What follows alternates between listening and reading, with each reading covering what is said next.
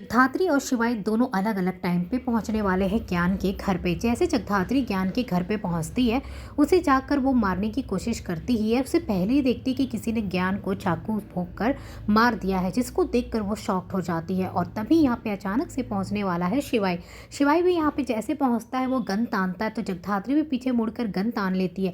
तभी देखते हैं ये दोनों ही एक दूसरे के आमने सामने होते हैं, जिसको देख शिवाई शॉक्ड हो जाता है, क्योंकि वहाँ पे ज्ञान जो है वो मरा हुआ पड़ा होता है, जिसको देखकर वो शॉक्ड हो जाता है कि इसको किसने मार दिया। तभी वो जगधात्री से पूछता है इसको किसने मारा, तो कहती मुझे नहीं पता किसने मारा है, पर क्या तुमने किसी को यहाँ से जाते हुए देखा है। तो शिवाई बताता हाँ मैंने किसी को देखा था, कोई हड़बड़ी में यहाँ से जा रहा था, पर उसका चेहरा कवर था तो मैं देख नहीं पाया। उसके बाद जगधात्री यहाँ पे कपड़ा लेती है और यहाँ पे डोर में जहाँ पे भी फिंगरप्रिंट होते वो सब हटाती है, क्योंकि शिवाई ने भी डोर पकड़ा होता और जगधात्री ने भी पकड़ा होता। तो वो सब हटाने के बाद दोनों वहाँ से निकलते हैं पुलिस को कॉल करके। पुलिस वहाँ पहुँचती है और ये दोनों फिर वहाँ से चले जाते हैं। घर जाने के बाद शिवाई उससे पूछता है कि तुम क्या इन्वेस्टिगेट कर रही हो, क्या जानने की कोशिश कर रहे हो।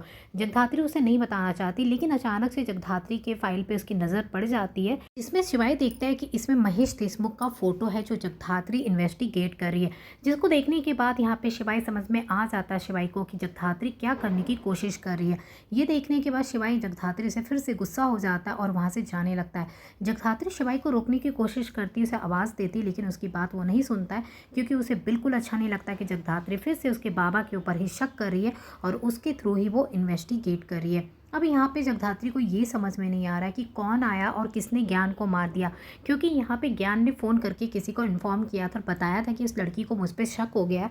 और इस इन्फॉर्मेशन के बाद ही कोई यहाँ पे ज्ञान के घर में पहुँचकर ज्ञान को जान से मार डाला, क्योंकि उसे लगता है कि ज्ञान के थ्रू वो लड़की यहाँ तक ना पहुँच जाए, मतलब जगधात्री। अब यहाँ पे जगधात्री और भी ज़्यादा परेशान हो गई है। उसे लग रहा है कि कौन है वो इंसान इस घर में जो इतनी बड़ी हरकत कर सकता है, वो किसी की जान ले सकता है। अब यहाँ पे जगधात्री जानने की कोशिश करेगी, जहाँ पे उसे ये जानना था कि सूरी मामा को किसने मारा है, उसका तो उसे पता चल नहीं पाया। अब यहाँ पे उसके पास एक और केस आ चुका है कि ज्ञान को किसने मारा है।